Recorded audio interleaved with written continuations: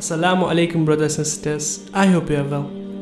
According to a new report from the Australian Strategic Policy Institute, ASPI, dozens of popular companies including Apple, Nike, Adidas, Uniqlo and Skechers have suppliers linked to forced labor in China involving Muslim minorities.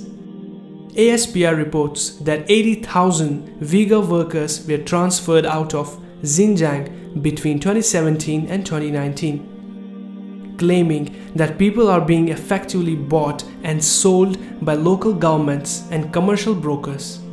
Astaghfirullah. The reason behind as to why these officials and private brokers imply forced labor is because they receive money for every Uighur person they manage to transfer.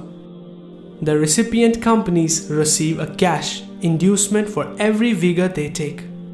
Everyone involved in this transfer scheme benefits except for Uighur workers. More than 1 million Uighurs, Kazakhs and other Muslim ethnic minorities are thought to be detained in what the Communist Party calls vocational education centers, but which are referred to by the UN as re-education camps. It claims Uighur workers are often transported across China in special segregated trains and are closely monitored by the authorities and factory bosses. The report claims that the goal of these labor transfers are political, primarily aimed at stripping Uighurs of their unique culture and identity. When these laborers are transferred to the factories, they are bound to undergo Mandarin, Chinese studies and indoctrination programs in an effort to steer them away from religious extremism and separatism. Allahu Akbar. Thus, APSI asserts that the motto of these companies are not only transferring the Uighur workers across China, but also gradually alter their ideologies for the party's blessing. When questioned, China's Ministry of Foreign Affairs spokesperson Zhuo Lijian responded to the allegations in a press conference, saying they were simply baseless, and telling Australian media outlets to stop hyping up Xinjiang-related issues. He added, all the students receiving education and training for de-radicalization purposes have graduated, found stable jobs with the help of the government, and are living a happy life. But China has not provided evidence, and rights groups have cast doubt on the statement. Brothers and sisters, it is shocking to even think that what the Uighur Muslims in China are suffering.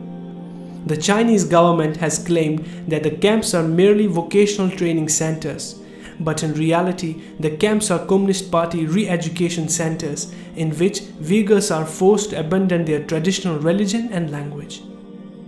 And now in the ongoing China's Holocaust, why are the Uighurs wasting away in the internment camps not receiving the same level of support people infected with the virus do? Why does the suffering of the Uighurs receive only a fraction of the media coverage than the victims of the epidemic are receiving? Why the world does not seem to care about the Uighurs? Brothers and sisters, as being from the one united Muslim community, it is our responsibility to fight for our Uighur Muslims. Before Chinese people were forced to cover their faces with masks due to the virus, hijabs and niqabs were being pulled off the heads and faces of Uighur women. Before the virus spread throughout China, putting the freedom, health and well-being of millions of innocent people at risk. Millions of innocent Uighurs were already being imprisoned, tortured and killed because they had the virus of Islam. Astaghfirullah. Brothers and sisters, dua is a powerful weapon than any other weapon in this world. Make dua as it can move not only the mountains, but if you believe it can cure any hardship. In this time of hardship, where the ongoing outbreak is at its peak, we need to make dua for the safety of not only Muslims around the world, but the danger for the extinction of humanity. Inshallah, Allah subhanahu wa ta'ala will accept your dua if you strongly believe in Him. Be determined and you will see your hardships will vanish. Inshallah. May Allah subhanahu wa ta'ala bless you and your family with good health and safety. Ameen. Until next time, Assalamu alaikum.